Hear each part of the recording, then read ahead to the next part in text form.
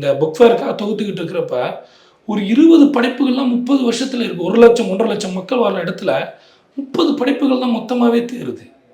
சரி, இவங்க எழுதல, வெளியே எங்கேயாவது தேரணும்னா அவங்களும் எழுதல. இப்போ இதுக்கு பின்னாடி இருக்கக்கூடிய அரசியல் என்னன்னா, காலங்காலமா ஈழ அரசியல் எப்படி ஒடுக்கப்பட்ட மக்களை ஒதுக்கிச்சோ, மத சிறுபான்மையில ஒதுக்கிச்சோ, அதே மாதிரி இலக்கியத்திலையும் இந்த மக்களுடைய பாடல்கள், ஒடுக்கப்பட்ட மக்களுடைய பாடல்களை ஒதுக்குறாங்க. அதுல இந்த புலம்பெயர் இலக்கிய வகைமையில என்ன பண்றாங்க அப்படின்னா, அவங்களுடைய என்ன மேற்கோ நாடுகளில் போய் செட்டில் ஆகக்கூடிய எழுத்துக்கள் தான் இங்கே ஃபேமஸ் ஆகுதே தவிர, இந்த மக்களுடைய பாடல்களை எடுத்து பேசுறதுக்கு அவங்களுக்கு இது கிடையாது. ஏன்னா இவங்க அவங்களுக்கு அக்கறை கிடையாது. அந்த தமிழில் மற்றமைன்ற வார்த்தைன்னு சொல்லுவாங்க. இவங்க அன்வான்ட் திங்ஸ். இவங்க யாரு, ஏன் இவங்களை பற்றி பேசணும்?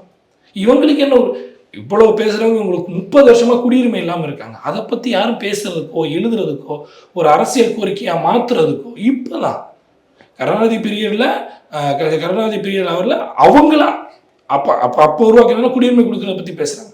ஆனால் இப்போவும் இந்த மக்கள் சட்டவிரோத குடியேறிகின்ற மாதிரியான ட்ரீட்மெண்ட்டில் வச்சிருக்கிறது, முகாம்களில் வச்சிருக்கிறது, தணிக்கைக்கு உட்படுத்துறது, கல்வி வசதி இல்லாமல் இருக்கிறது, ஒரு இடத்துல இந்த இடத்துக்கு போக முடியாமல் இருக்கக்கூடியவர்கள், இந்த பாடுகள் எல்லாம் எழுதப்படக்கூடிய இலக்கியங்களையே பெரிய அளவில் கவனிக்க மாட்டேங்கிறாங்க.